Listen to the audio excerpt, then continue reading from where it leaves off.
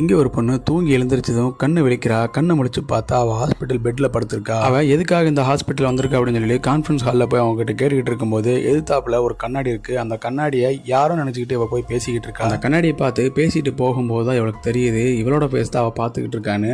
திரும்பவும் அந்த இடத்துல மயக்கம் போட்டு கீழே விழுந்தார். உடனே அந்த பொண்ணோட பேரண்ட்ஸுக்கு கான்ஃபரன்ஸ் கால் இருந்தவங்க கால் பண்ணி வர சொல்கிறாங்க. அவங்க வந்ததும் இந்த பொண்ணை பார்த்து ரொம்ப சந்தோஷத்தில் துள்ளி குதிக்கிறாங்க. என்னாச்சு ஏதாச்சுன்னு கேட்கும்போது நீ முதல்ல கிளம்பு, நம்ம வீட்டுக்கு போய் உனக்கு எல்லாத்துக்கும் நான் சொல்கிறேன்னு சொல்லிட்டு அந்த பொண்ணை கார்ல கூப்பிட்டு வந்துருக்காங்க. அப்போ அந்த பொண்ணு வெளியே எட்டி பார்க்குறா. அவளுக்கு எல்லாமே புதுசாக தெரியுது. அது மட்டும் இல்லாமல் அவங்க அம்மா கையில் ஒரு செல்ஃபோன் வச்சிருக்காங்க. அதை பார்த்துட்டு அம்மா இது என்ன இப்படி இருக்குது, இது ஒரு ஸ்மார்ட் டிவின்னு சொல்லி கேட்குறா. அதுக்கு அவங்க அம்மா இது ஒரு செல்ஃபோன் சொல்லி சொல்கிறாங்க.